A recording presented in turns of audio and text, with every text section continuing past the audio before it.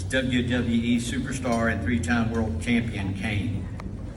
In 2017, Glenn felt the call of political duty and ran for mayor, winning by an overwhelming margin. Glenn was re-elected in 2022. Fortunately, Glenn is no friend of big government. When the bureaucrats of Knox County Board of Health tried to implement burdensome mandates, Glenn stepped in and fought for the Knox County businesses and citizens. He led the fight to keep businesses open while much of the county was locked down. Glenn and his wife, Crystal, have 2 children. Ladies and gentlemen, Mayor Glenn Jacobs.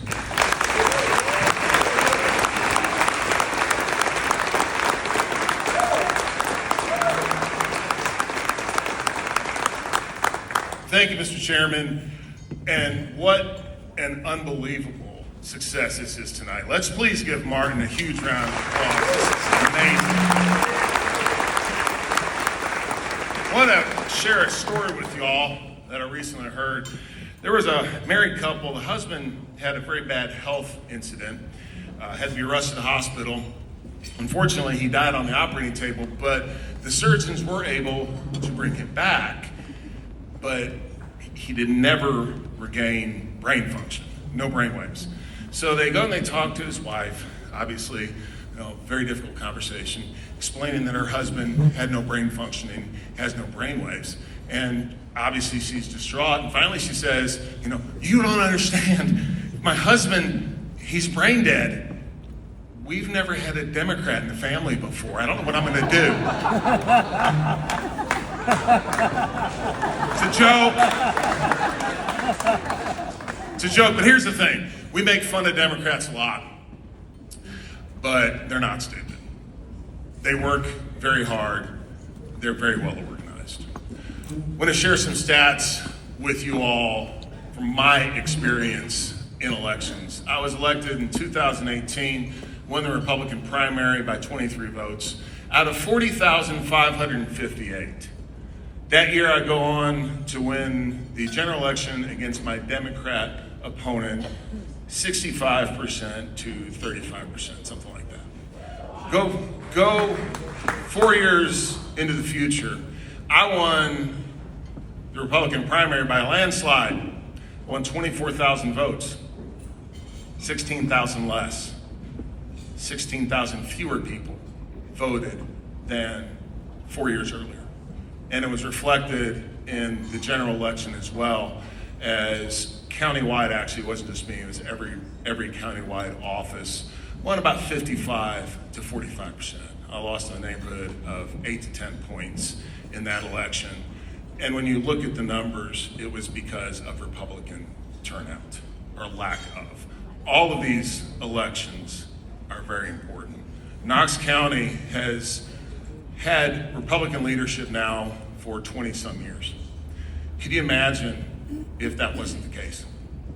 We have not raised taxes, property taxes, in Knox County in over 20 years. And I would remind you that property taxes are not indexed to inflation, so what that means is our budget has actually been dropping when it comes to property taxes. Speaking of our budget, when you factor out schools, and the reason schools' budgets have grown is basically because changes to the state's education formula. When you factor out schools and adjust for inflation, the county's per resident spend is level over the past 10 years. Our debt, again, factoring out schools, is actually slightly lower than it was 10 years ago. I don't think you'd be seeing that with Democrat leadership. Imagine what COVID would have looked like with Democrat leadership. We'd have just done what everybody else done and mask up and not go to work and keep our kids at home. It would have been devastating for our economy. Speaking of our economy, we recently had the biggest economic development project in Knox County history announced. Greenheck, which is an HVAC company, bought the entire Midway Business Park.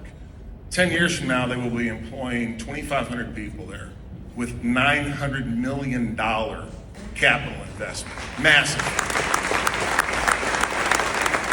The reason that's so important is because jobs and careers allow our people to improve their lives.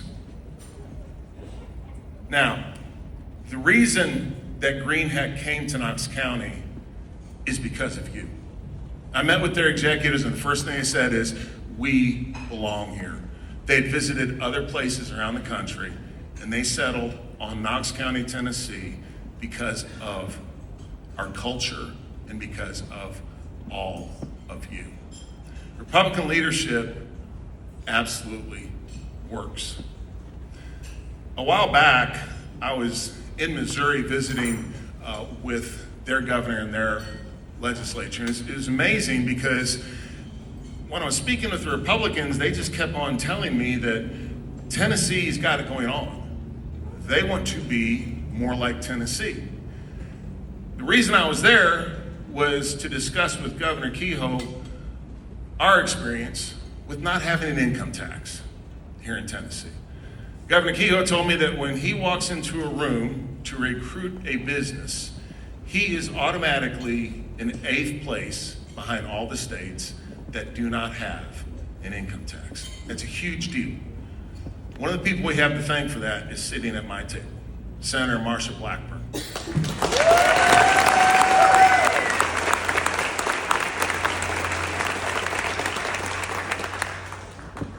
Knox County, when it comes to urban, large counties, which is what we are now, is Tennessee's conservative powerhouse.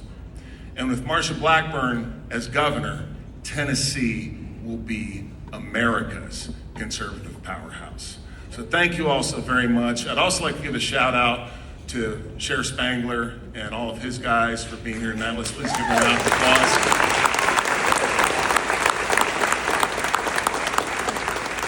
And also, depending on the timing of next year's Regan Day dinner,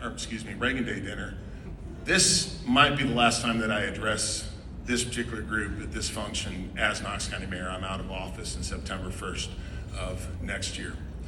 I want to thank you all from the bottom of my heart for all the support that so many of you in this room have given me. It has been the privilege of my lifetime to sit in that chair. Thank you so much, and I love you. Thank you.